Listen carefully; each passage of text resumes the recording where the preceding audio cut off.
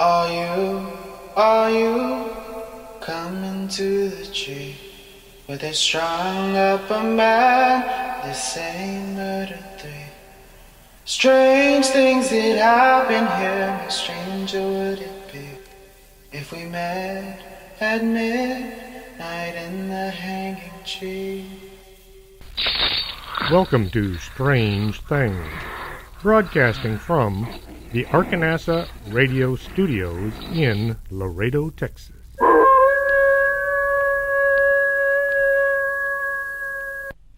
And welcome to the show. I'm your host, Chris James. Tonight, I'm going to be talking about the Zodiac Killer. I have been asked by several people where I get my ideas for the show each week. I watch the History Channel a lot, and I get some good ideas from there. I now watch the Travel Channel a whole lot because they seem to become the go-to station as far as unusual programming goes. They have Search for Monsters and a lot of other good shows I like to watch. I was watching Mysteries at the Museum this weekend, well, last weekend, and that was where I got the idea for this week's show. I like the show. I like the host. But every once in a while they seem to get some of the details just a little off. No biggie. It's all based on who does the research and where they do their digging. Growing up in the late 60s and early 70s, well, actually I have yet to grow up, I've decided the whole adult thing is not what it's supposed to be. It's not for me. Living in the 60s and 70s, we had one TV. It was black and white, and we had to watch whatever it was our dad was watching. I do not like Lawrence Welk, and I hate the accordion. It's some kind of a torture device. Our dad watched the news every night. Walter Cronkite would tell the world just exactly what was going on, and our dad would quote him a lot. And that's the way it is. Some of you will get that. In 1968, there were reports of some crazy guy out in San Francisco that had killed a couple of kids in a car. Then in 1969, the Manson family killed Sharon Tate and 4 others. This was also in California, but the way the news played it, it could have been just next door. Then the police in League City found a body. Then they found a second body. Holy cow, this was right next door.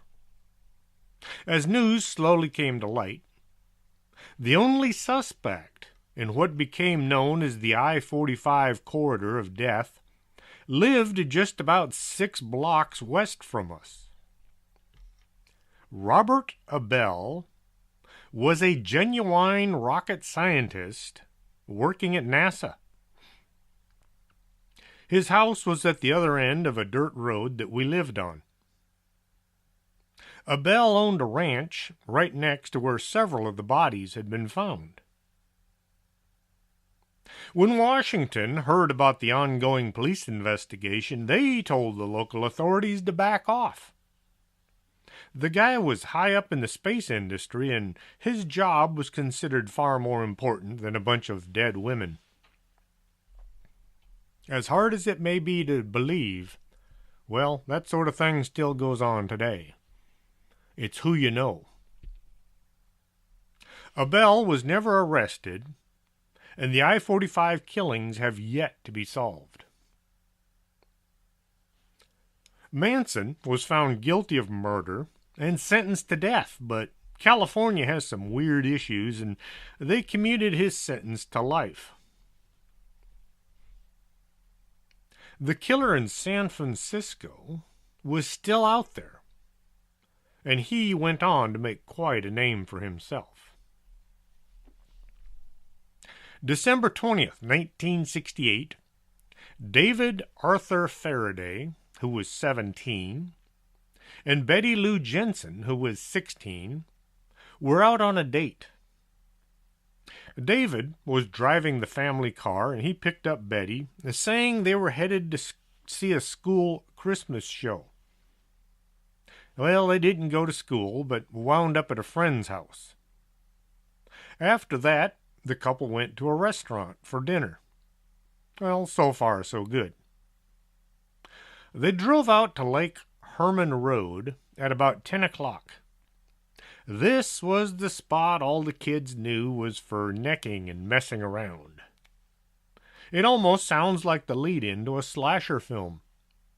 Young couple out doing something they're not supposed to do. Middle of the night. At approximately 11 o'clock, someone walked up to the side of the car, aimed a .22 caliber pistol at the two teenagers, and told them to get out of the car. David began to exit the vehicle when he was shot in the head.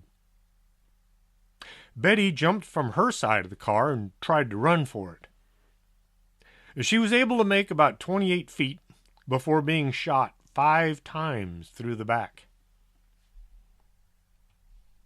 Estella Borges was driving by when she saw the Rambler parked on the side of the road. The rear window had been shot out. Then she noticed David Faraday was laying halfway in the driver's door.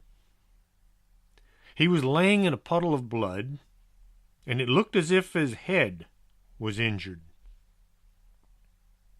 The police investigated the two murders, but could find no reason why they had been killed. The Solano County Sheriff's Department investigated the crime. They had no suspects to even look at. They did believe the killer had driven up behind the pair because of the tire marks, but they weren't even too sure about that. Just before midnight on the 4th of July, 1969, Darlene Ferrin and Michael Magoo, I believe that's how he's pronounced, drove into the Blue Rock Springs Park in Viejo. They were about 4 miles from Lake Herman Road murder site. Well, it had been 6.5 months since the couple had been killed, and few people were thinking about things like that. While the couple sat in Farron's car, a second car drove into the lot and parked alongside them. It looked like another couple looking for a secluded spot to park. Soon after arriving, the second car drove away. 10 minutes later, the car came back. The driver got out, and he walked up to Michael's car on the passenger side. The killer directed a flashlight into Michael and Darlene's eyes, kind of the way a cop would have approached. And then he began shooting, firing 5 times. Both victims were hit. Several bullets had passed through Darlene, hitting Michael. The killer was leaving when he heard sounds coming from the car he had just left. He returned and shot each of them twice in the head. The next day, at 12:40, a man phoned the Viejo Police Department to report the attack. He then went on to say that he was the shooter. He told the dispatcher he had also shot the couple on Lake Herman Road in December. The police were able to trace the call to a phone booth located at a gas station at Springs Road in Tulamane.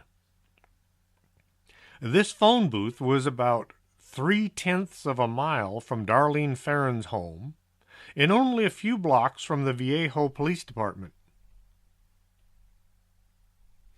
Darlene Ferrin had been pronounced dead at the hospital. Michael Magoo managed to survive.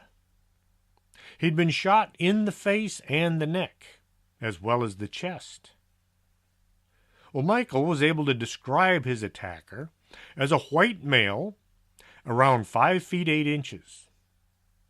He looked to be 26 to 30 years old. He was maybe 195 to 200 pounds. He had short, light brown, curly hair.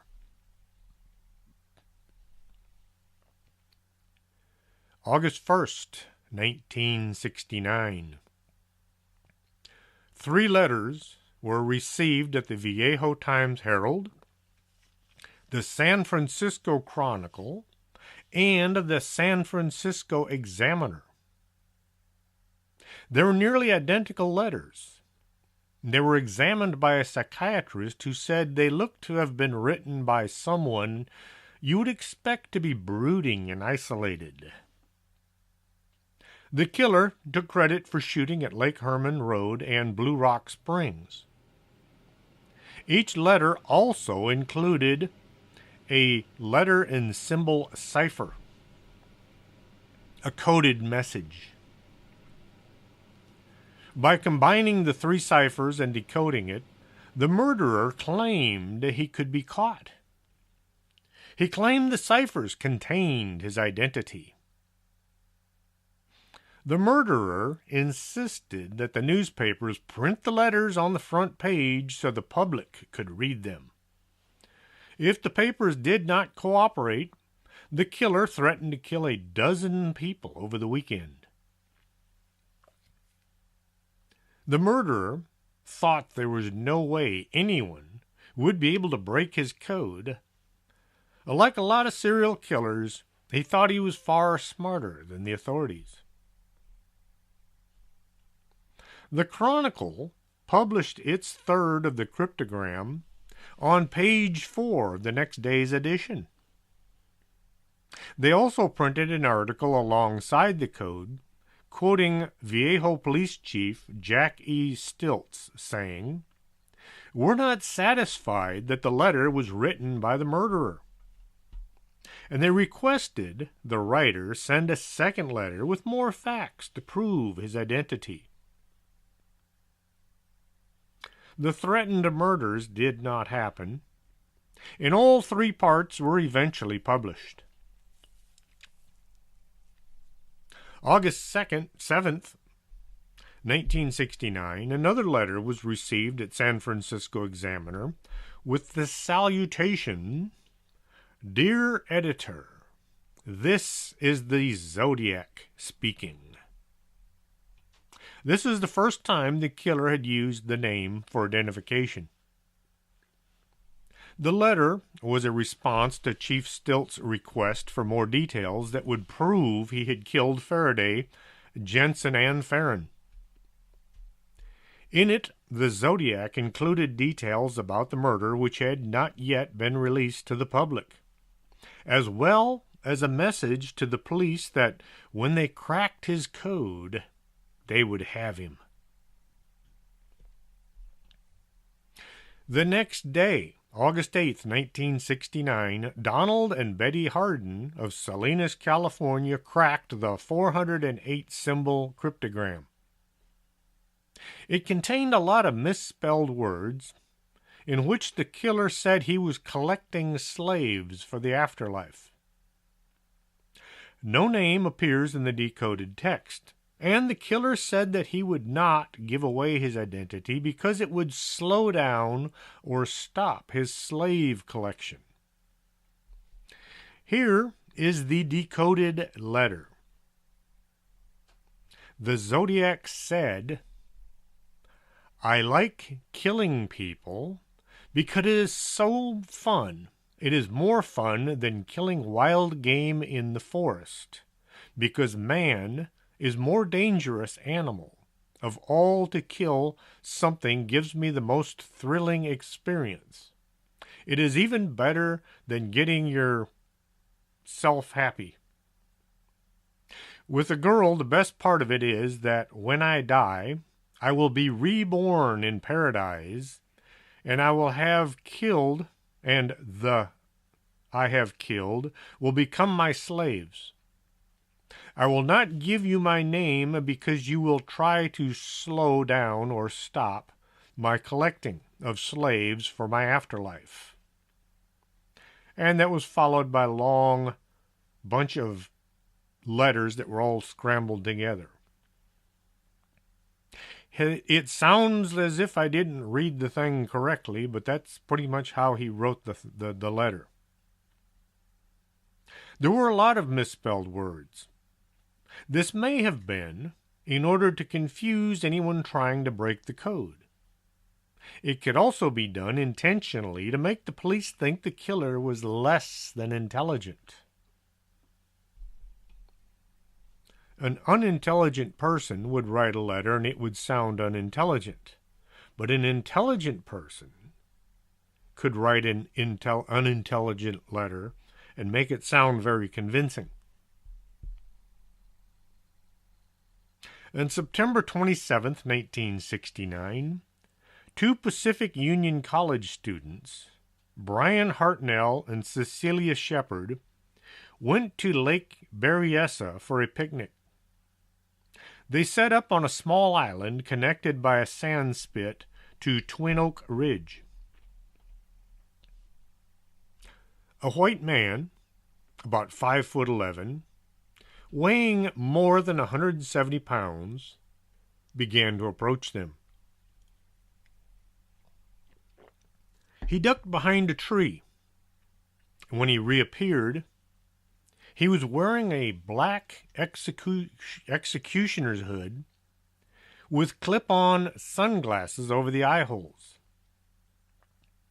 There was a bib-like device hanging down his chest that had a white 3-inch by 3-inch cross with a circle symbol on it. The emblem looked like what is called Odin's cross.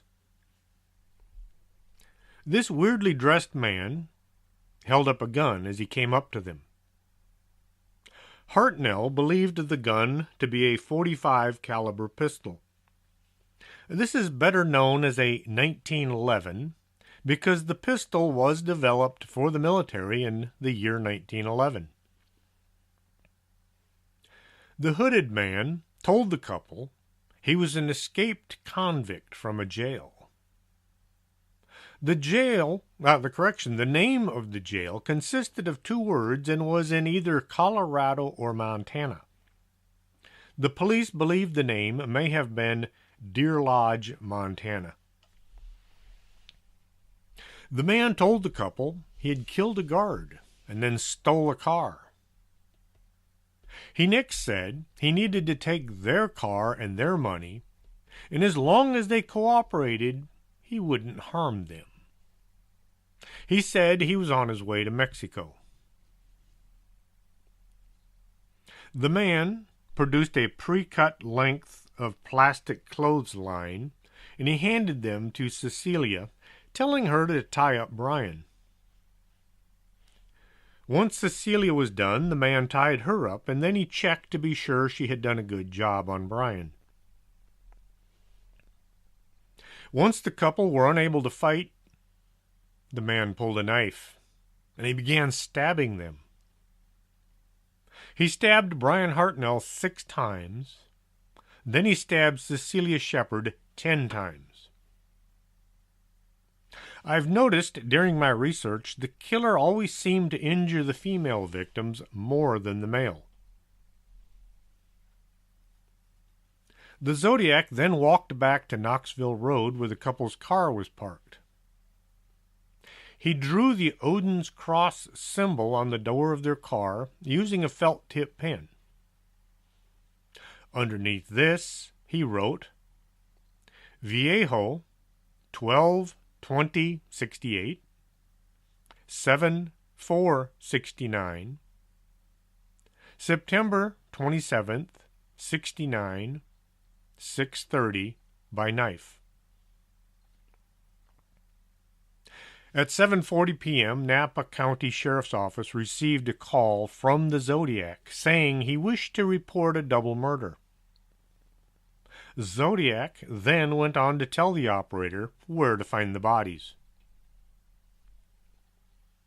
A reporter working for KVON heard the police call over a scanner, and he drove around the neighborhood looking for anything suspicious. He spotted the payphone next to a car wash with the handset hanging from the cord. The car wash was only a few blocks from the sheriff's station. The stabbing had taken place 27 miles away from where the payphone was used. Detectives were able to lift a still wet palm print from the telephone, but they were never able to match it to any suspects. Back then, there were no computer databases to scan prints. You had to examine the prints and then classify them based on a process that I learned back in 1988 and have totally forgotten over the years. Whirls and loops. I remember that part.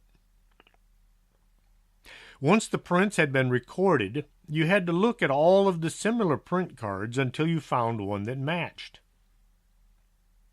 The whole process was based on having more than one set of prints that matched and the information being there to follow up on. If you had prints but no name, you could only say that yes, the prints were the same, but you still had no suspect. It's amazing how modern law enforcement has progressed. What the Zodiac didn't know was the couple had survived his initial attack. Brian and Cecilia call for help, attracting the attention of a man and his son who were fishing on the lake. The man called the authorities, who sped to the scene. A Napa County Sheriff's Deputy, David Collins and Ray Land, were the first law enforcement officers to arrive at the crime scene. Cecilia Shepard was still conscious when the deputies arrived. She gave them a detailed description of their attacker. Brian Hartnell and Cecilia Shepard were taken to Queen of the Valley Hospital in Napa by ambulance. Shepard lost consciousness en route, and she never came to. She died 2 days later. Brian Hartnell survived and was able to recount his horrific tale to the press. Napa County Sheriff Detective Ken Narlow, who was assigned to investigate the attack, he continued trying to find the attacker until his retirement in 1987. On October 11, 1969, Paul Stein, a cab driver, was flagged down by a passenger at Mason and Gary. This was 1 block west of Union Square. The passenger asked to be taken to Washington and Maple Street intersection. Is anyone out there surprised to hear that I used to drive a cab? We had a form to fill out every time we picked up a customer. Where we picked them up and where we dropped them off. No computers and no GPS. Once the cab arrived at the location, the man sitting in the back seat had the driver move 1 block further along the street. He then leaned forward and shot Paul Stein in the head using a 9mm. The killer then took Paul's wallet and car keys. At 9:55, 3 teenagers had heard what they thought was a gunshot and saw a man getting out of the cab and then reach into the driver's compartment. The boys ran to a phone and called the police, saying there was a robbery taking place. When the police arrived, they discovered the body of Paul Stein, and his shirt had been pulled up and a piece had been torn away. The teens were questioned as to what they had seen. They told authorities the shooter had wiped the car down before walking away heading towards Presidio Street. One of the officers responding to the scene had spotted a white male walking along the street just 2 blocks from the scene of the crime. The man had turned and mounted the steps to a house as the officer went by. Officer Falk estimated the man to be 35 to 45 years old, while the teenagers who observed the killer in Stein's cab mentioned he looked to be about 25 to 30 years old. White male, adult, about 5'8" to 5'9" tall. Unfortunately, the radio dispatcher who put out the call told the police to be on the lookout for a black male suspect. Police drove right by the suspect, only giving him a cursory look. Why the radio operator told them to look for a black man instead of a white man has never been explained. The 3 teens were questioned at length and managed to put together a composite sketch of the shooter. Detectives Bill Armstrong and Dave Toski were assigned to the case. The San Francisco Police Department investigated an estimated 2,500 suspects over the period of the next several years. This is a common problem. People want to help. They see someone who kind of sort of looks like the suspect, and then the image takes on a life of its own. On October 14, 1969, the Chronicle received a letter from the Zodiac. Inside the envelope was a piece of torn shirt that, when examined, turned out to be a piece of the shirt torn from Paul Stein's body right after he had been shot. The Zodiac went on to say he was going to start killing school children. He said he would just shoot out the front tire and then pick off the kiddies as they came bouncing out. At 2 p.m. October 20th, 1969, someone called the Oakland Police Department claiming to be the Zodiac. He demanded that either F. Lee Bailey or Melvin Belli, 2 prominent lawyers, appear on the local TV show AM San Francisco hosted by Jim Dunbar. Well, Bailey was not available, but Belli did appear on the show.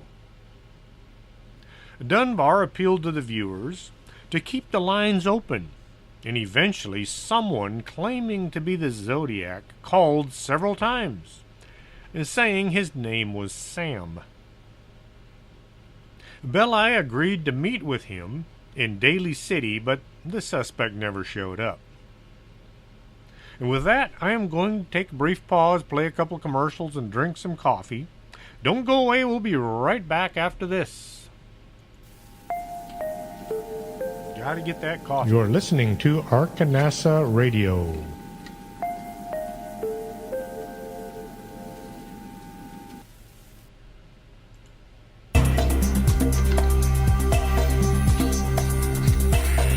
Did you hear a bump in the night and you think it just might be a ghost? Contact the Laredo Paranormal Research Society at laredoparanormal@hotmail.com. That's the LPRS for all your otherworldly needs.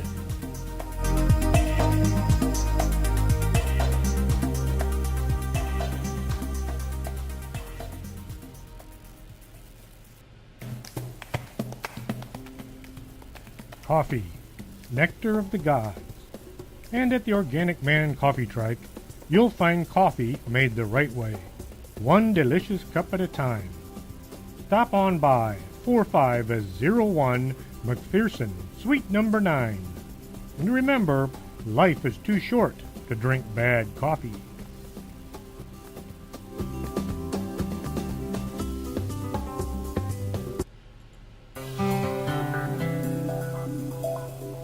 Are you taking care of your skin, or are you going to wait and see how time treats you? Take care today by contacting Lourdes James, Independent Beauty Consultant, at 956-723-3019. Don't let time get the best of you.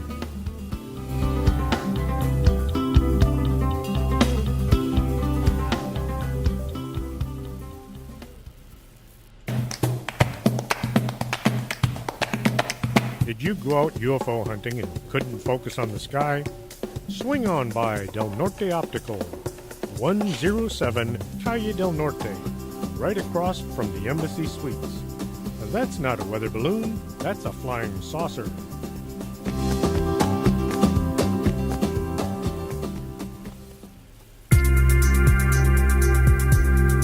This is Arkanasa Radio you've been listening to.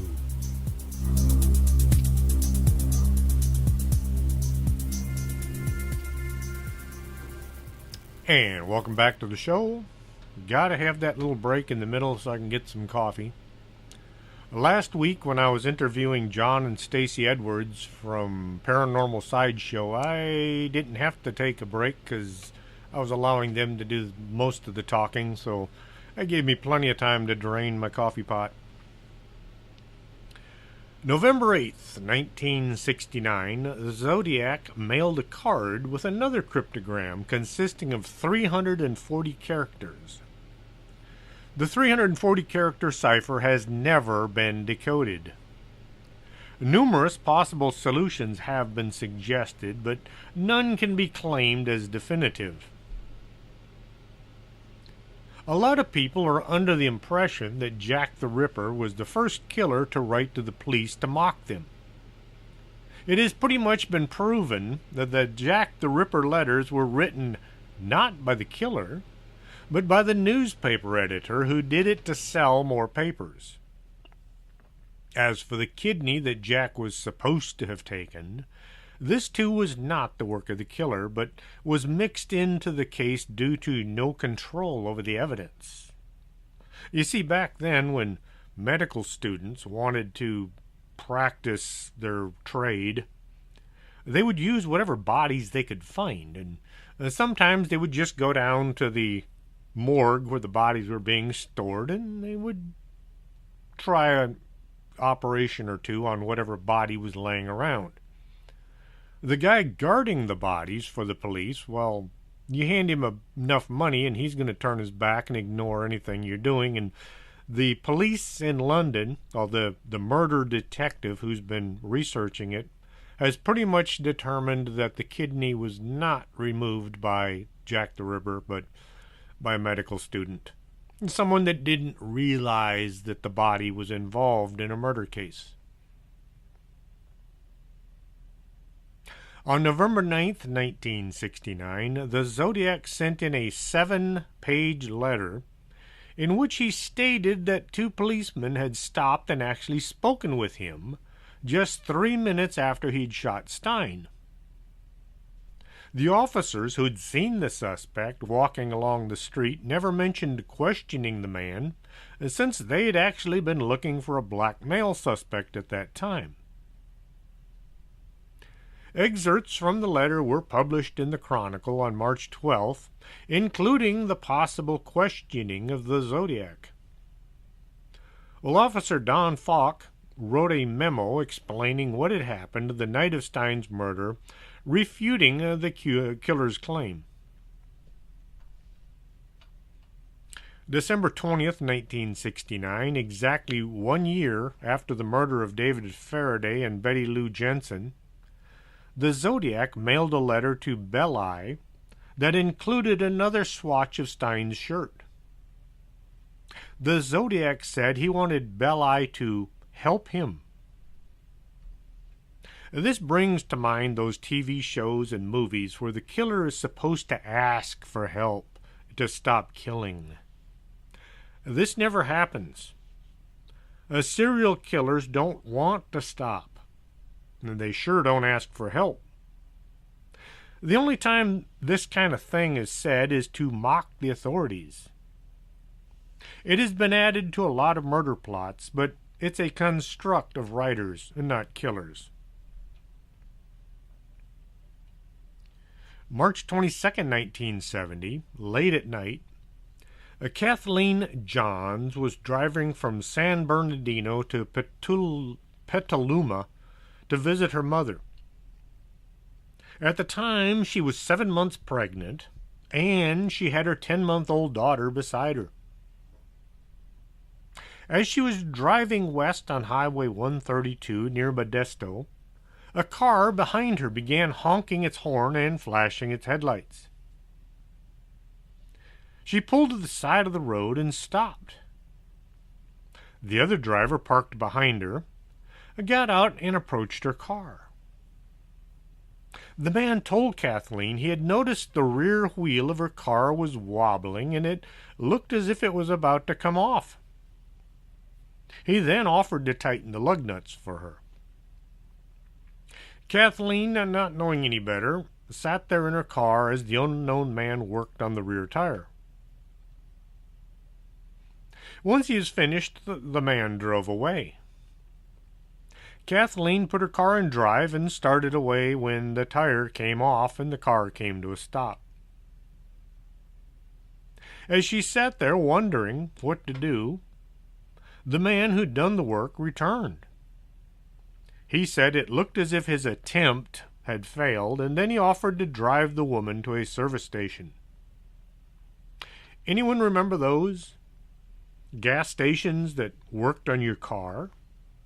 You could get an oil change or new tires while you waited. An attendant would fill the tank and clean the windows, all for less than $1 a gallon.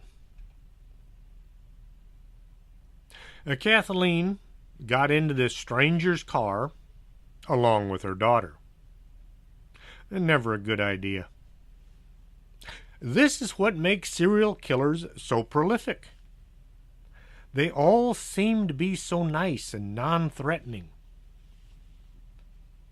If serial killers looked like killers, no one would ever get close to them. Once a killer has been caught, those around them always say, "Oh, he was such a nice, quiet person." John Wayne Gacy was a model citizen. Ted Bundy was considered such a nice man. Ed Gein was thought of as being a harmless old guy who was not all there upstairs, but harmless. This is the kind of thing makes me paranoid. I'm keeping a close eye on my neighbors, but only the nice ones. During the ride, the driver of the car passed several service stations, but the man did not stop. For about 90 minutes, he drove back and forth around the back roads near Tracy, California. When Johns asked why he hadn't stopped, he would always change the subject. When the car finally came to a stop at an intersection, Johns jumped out along with her daughter and ran. She fled to a nearby field, and her daughter hid. The driver searched for her using a flashlight, telling her that he wasn't going to hurt her. I remember the last time he'd said this. Well, eventually the driver gave up and he moved on. Johns was able to hitch a ride to the police station in Patterson. When she was giving her statement to the sergeant on duty, Johns noticed the police composite sketch of Paul Stine's killer hanging on the bulletin board. The sketch was the same as the man who had just tried to abduct her. Police were dispatched to where John's car had been parked. When they arrived, they found the car had been torched. No one is quite sure whether or not the Zodiac had said he was going to kill Johns. Looking back at his prior engagements, I would say no. He never threatened anyone, personally. Only in writing. He would say he wasn't going to hurt them before killing them, but he never threatened anyone. It is also said that Zodiac had walked around the field looking for Johns and her daughter. However, the police statement said he had stayed in his car using the flashlight out the window. Zodiac continued to communicate with authorities for the remainder of 1970. He sent letters and greeting cards to the press telling about how much smarter he was than the police. In a letter postmarked April 20th, 1970, the Zodiac wrote, "My name is," and it was followed by 13-character cipher. The Zodiac went on to state that he was not responsible for the recent bombing of a police station in San Francisco, which had happened February 18th, 1970, nor for the death of Sergeant Brian McDonald's 2 days later after the bombing, who had been at Park Station in Golden Gate Park. Zodiac added, "There is more glory to killing a cop than a kid, because a cop can shoot back." The letter included a diagram of a bomb that Zodiac said he was going to use to blow up a school bus. At the bottom of the diagram, he wrote, "Zodiac 10, SFPD 0.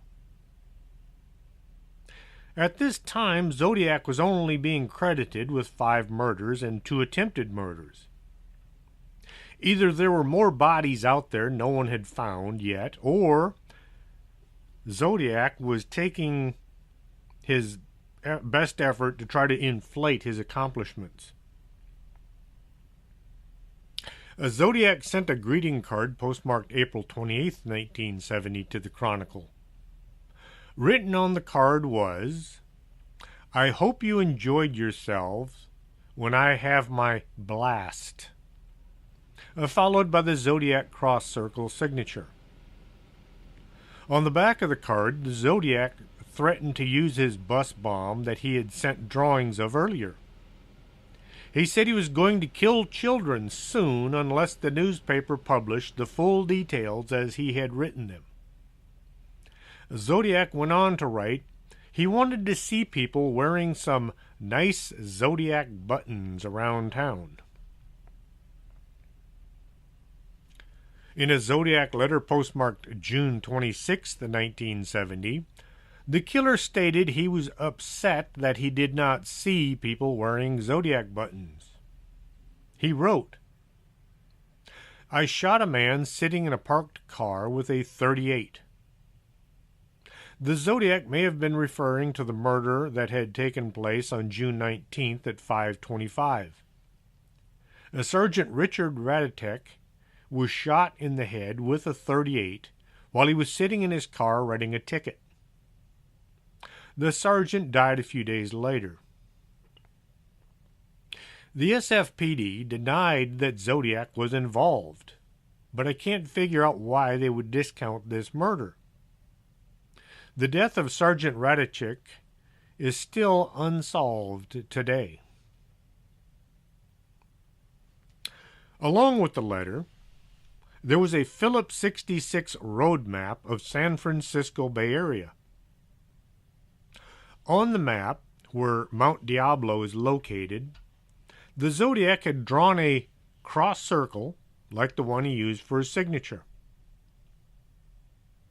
At the top of the crossed circle, he placed a 0, and then a 3, 6, and 9. The accompanying instructions stated that the 0 was to be set to magnetic north.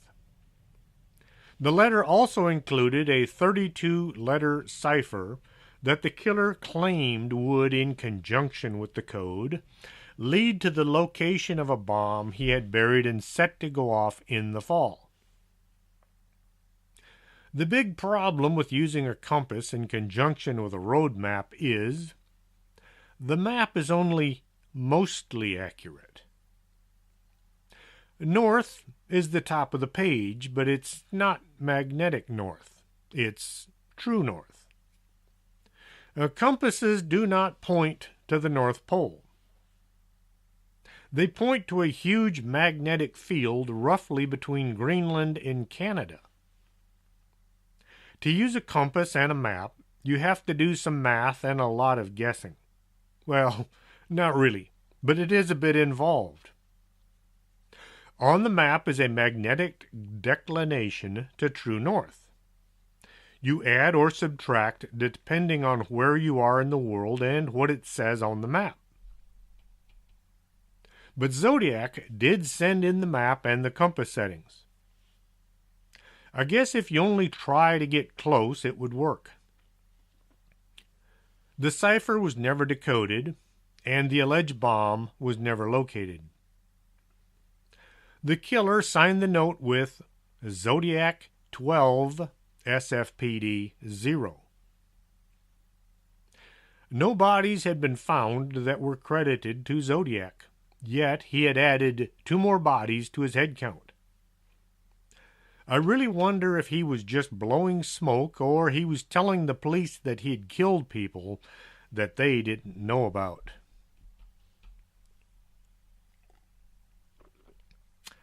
Blowing smoke has an actual historical reference. Back in the 1700s, doctors thought that blowing smoke into a dead person might bring them back to life. It was to stun the person into life. Folks went as far as to invent a smoke bellows device to be used. These devices were located along waterways. In case of a drowning, someone was to run get the emergency smoke injector, kind of like an AED, and then bystanders would watch as a medical person pumped the victim full of smoke. By 1745, the smoke was replaced with liquid tobacco juice. Aren't you happy to know this little tidbit of history? Aren't you glad we have AEDs today? 4 months after Kathleen Johns had her run-in, the Zodiac sent a letter to the Chronicle taking credit for her attempted abduction. The Zodiac rewrote the song from the Mikado, saying he had made a little list of the ways he was planning to torture his slaves in the afterlife. He was looking forward to the afterlife and ruling over the people he had murdered. He ended this letter with Zodiac 13 SFPD 0. A final note at the bottom of the letter stated, P.S. The Mount Diablo code concerns radians plus pound inches along the radians. A radian is a unit of angle equal to the angle at the center of a circle whose arc is equal in length to the radius. If you know what that means, let me know because it's all Greek to me. I read 3 pages on radians and then I gave up. It's something I will never use, kind of like calculus. 1981, a close examination by Gareth Penn led to discovering, when applied to the map, lines radiating out to the locations of 2 of the Zodiac's victims. So apparently, the Zodiac knew what the heck a radian was. On October 7th, 1970, the Chronicle received a 3 by 5 inch card signed by the Zodiac with the small cross reportedly drawn with blood. The card's message was formed by pasting words and letters from an edition of the Chronicle, and 13 holes were punched across the card. Inspectors Armstrong and Tosky agreed it was highly probable the card was from the Zodiac. On October 27, 1970, A Chronicle reporter, Paul Avery, a reporter who'd been covering the Zodiac killings from the start, received a postcard. Handwritten on the card was the note: "Peekaboo, you are doomed." The note was signed with the Zodiac symbol. Believing the threat was real, the Kodiak printed the note on the front page of their paper. Then Avery received a letter telling him there was a murder connected to the Zodiac that no one had connected yet. The murder of a college student had taken place back on October 30th, 1966 at Riverside Community College, south of San Francisco. Cherry Jo Bates was working late at the campus library. She left at closing time, and shortly after, people reported hearing a scream. The next morning, neighbors found Cherry lying dead between two old houses. "If I hear a scream at night, I am going looking. I'll take at least one gun, maybe several. I won't wait until daytime to go see who's in trouble, but that's just me and everybody I know and a lot of the folks I don't know. When somebody's in trouble, you go to help." Well, a Cherry had been beaten and then stabbed to death. Her car was found at the campus library. The wires had been pulled from the distributor cap. Back then, there were no hood locks. If you wanted to open the hood, you just pushed the latch over, and there was the engine. A man's Timex watch was found with a broken wrist strap on the ground. The time on the watch said 12:24, but the authorities didn't think the watch was actually connected to the murder. November 29th, 1966, 25 months before the murder of David Faraday and Betty Jensen, police and the Riverside Press Enterprise had received typewritten letters confessing to Cherry Bates' murder.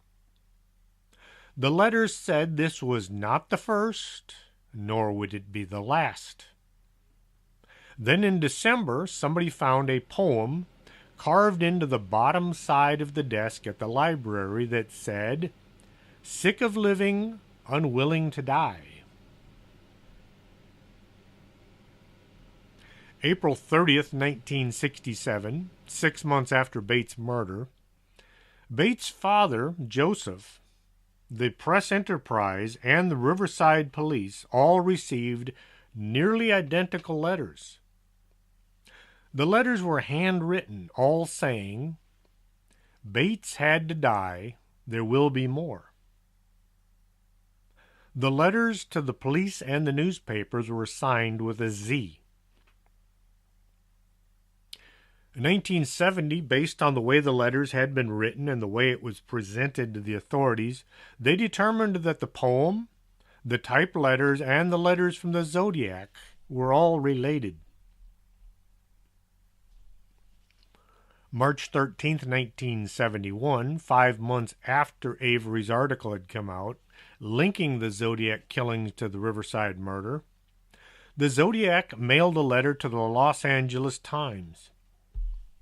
In the letter, he credited the police with making the connection and not Avery. Was he confused, or was Zodiac giving Avery a dig for some reason? Zodiac said there are only finding the easy ones. There are a heck of a lot more down there. Paul Avery and the Riverside Police Department maintained that the Bates homicide was not committed by the Zodiac. They said that Zodiac was taking credit for an unsolved murder to beef up his head count. They had no excuse as to why the poem carved on the desk at the library was credited to Zodiac by expert examination. March 22, 1971, a postcard to the Chronicle arrived addressed to Paul Avery. It was believed to be from the Zodiac and appeared to claim responsibility for the disappearance of Donna Lass, who went missing on September 6, 1970. The letter was made from a collage of advertisements and magazine letters, like what most folks think a ransom note would look like. Ransom notes have never been made from cutting out letters from magazines. This is also a creation of writers and Hollywood. The note contained a scene from an advertisement for Forest Pines condominiums, and the text, "Sierra Club sought victim 12. Peek through the pines, pass Lake Tahoe area, and around in the snow." Zodiac's cross-circle symbol was in the location where the usual return address should have been, in the lower right section of the front face of the postcard.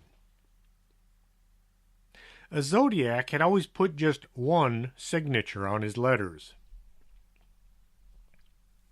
Donna Lass had been a nurse at the Sahara Tahoe Hotel and Casino. She had worked that night until 2 o'clock in the morning on September 6, 1970, before leaving for the night. Later that same day, Lass's employer and her landlord both received phone calls from an unknown male who said that Donna Lass had left town due to a family emergency. Lass was never seen again.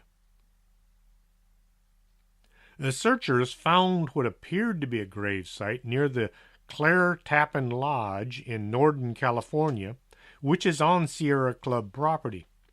But when the site was dug up, the only thing found was a pair of sunglasses that nobody could actually associate with Lass. The note was the only one ever made from mixing and matching letters for magazines to inform the authorities of a possible murder credited to the Zodiac. Seeing as Zodiac had already shared his handwriting and typing skills with the police, I see no reason to believe this was his work. In the Viejo Times Herald story appearing November 13, 1972, Bill Baker of the Santa Barbara County Sheriff's Office theorized the murders of a young couple in North Santa Barbara County might have been the work of the Zodiac Killer. June 4, 1964, high school senior Robert Dominguez and fiancée Linda Edwards were shot dead on a beach near Lompoc, having skipped school for Senior Ditch Day. Police believed that the assailant attempted to tie the victims up, but when they managed to free themselves and then make a run for it, the killer shot them repeatedly in the back and the chest with a .22 caliber weapon. The killer then dragged their bodies into a small shack and tried to burn the evidence. The fire didn't do its job and the bodies were found. After the ransom note type card claiming to connect Lass to Zodiac, the Zodiac Killer remained silent for nearly 3 years. Then the Chronicle received a letter postmarked January 29, 1974. The letter praised The Exorcist as being the best satirical comedy that I have ever seen. The letter included a piece of verse from the Mikado and an unusual symbol that remains unexplained by researchers. Zodiac concluded this letter with a new score. Me, 37, SFPD 0. Since then, there have been several letters to both the newspapers and the San Francisco police claiming association with the Zodiac Killer. All have been ruled out by examination. It looks as if the Zodiac has gotten away with murder, several murders. In 2013, Clyde Lewis, who has the Ground Zero radio, was doing a live broadcast at a haunted location. The building had been a newspaper office for many years. The folks working there were convinced that the ghost of a former editor was haunting the place. Clyde kept receiving messages from listeners to be careful because he was looking into some dangerous stuff. Here's what Clyde Lewis had to say about the investigation. Now, in the afterlife, it seems that Zodiac is not resting. He is now haunting the Martinez News-Gazette newspaper building. On October 17, 2013, I was asked to investigate a claim by Central Valley Paranormal that the former editor of the Gazette, Robert Gaikowski, who died in 2004, was haunting the building. Some people believe that Gaikowski was Zodiac. Now, why would a newspaper Why would a newspaper editor be named as the Zodiac Killer? Richard Gaikowski, also known as Dick Geik, did not like the police. He wrote for a sort of newspaper called Good Times. This was known as an anti-establishment newspaper. It printed stories that encouraged people to kill the police as well as anyone they considered to be authoritarian. There's a word I don't use very often. Authoritarian, like people that supported the government or the established ways of doing things.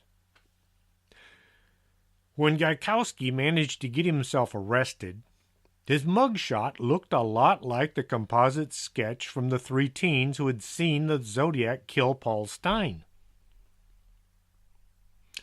Clyde went on to say, I must say that for the first time in my life as a paranormal investigator, I have never been involved in a case that left me more terrified. While I was broadcasting on the air during a live remote, I was interviewing Crystal Willett of the Paranormal Group. I was asking her some very direct questions about her relationship with this ghost that claimed to be the Zodiac. She answered many of my questions. However, halfway through my interview with her, she broke down and cried. I could see the terror in her face, and I felt helpless and needed to somehow gain control of my show while still trying to help her. Whatever triggered the tears decided to come after me. I felt my throat close up, and I began to choke. My body began to freeze up. There was a cold sensation that moved down my back into my legs, and my muscles felt like they were going to burst. I couldn't continue the show, and I lost all control of my emotions. I felt like I was going to die, and all I could do was cry out and leave the table where I was broadcasting. I was working that night as Clyde was doing his broadcast. When he lost it there, at 1 hour and 15 minutes, the station cut to a commercial. Then nothing. They began playing music. When it became evident the show was not coming back, I switched to another channel. Later, I found out that the radio owners didn't like having one of their shows going a bit nuts, and they canceled Ground Zero. Clyde goes on to say, I later learned that across the room, the ghost hunters were calling out to the Zodiac, saying that he was a coward. After reviewing the ghost box recordings, we found that the ghost was calling out to Roger, one of the ghost hunters, and when Roger called him a coward, he called out my name before attacking me. All this time, I had no idea that this was going on, as I was broadcasting and not participating in the investigation. As the night went on, we used motion sensor cameras in the attic and near the desk where Gaikowski once sat. There were at least 3 remarkable photographs out of many that showed an orb, another orb with a ghoulish face below, and a large billowing cloud-like figure that did not look human or like anything we had seen before. It sounded to me as if whatever evil thing had been there in the building had tried to attack Clyde Lewis as being an easy target. He was unaware of what had just happened in the next room over. Clyde is not just some wimpy guy. He's a cancer survivor. He has gone places and done things that a lot of people would never even try. So for him to completely lose it during a live broadcast, something was attacking him. If you'd like to listen to the show, here is the web address. Type in /ground0media/2013-10-17. It's well worth listening. I'll try my best to put a link on my Facebook page, but sometimes I do forget to do things like that. If you want to listen and I don't put the web address on my Facebook page, send me a note to remind me. I have also heard someone come up with the theory that the Zodiac Killer was actually Theodore Kaczynski, better known as the Unabomber. At first I thought this was just reaching, but then I listened to the theory closer. The Zodiac link is based on Ted Kaczynski's high intelligence, having acquired a Ph.D. in mathematics from the University of Michigan. He excelled in geometry and calculus, having taught courses at the University of California, Berkeley, 1967, where he was an assistant professor of mathematics. The concept of radians and map coordinates used in the Zodiac letter would be well within the capabilities of Ted Kaczynski. Ted Kaczynski lived in Berkeley during the time of the Lake Herman Road murders, December 20th, 1968. Then in June 1969, he resigned his position and left town, right about the time of the last confirmed Zodiac killing in the area. What makes the Zodiac Killer so fascinating and disturbing is he's never been caught or even identified. Just like Jack the Ripper not knowing has made this mad killer into a legend. Not knowing who he was means just about anyone could be the Zodiac. Hope you enjoyed tonight's show. If you did, tell your friends. I could always use more audience. If you didn't like it, well, nobody wants to hear that anyway. Till next Saturday, this is Chris James. Are you coming to the tree where they strung up a man, they say murder 3? Strange things that happen here, how stranger would it be if we met at midnight in the hanging tree?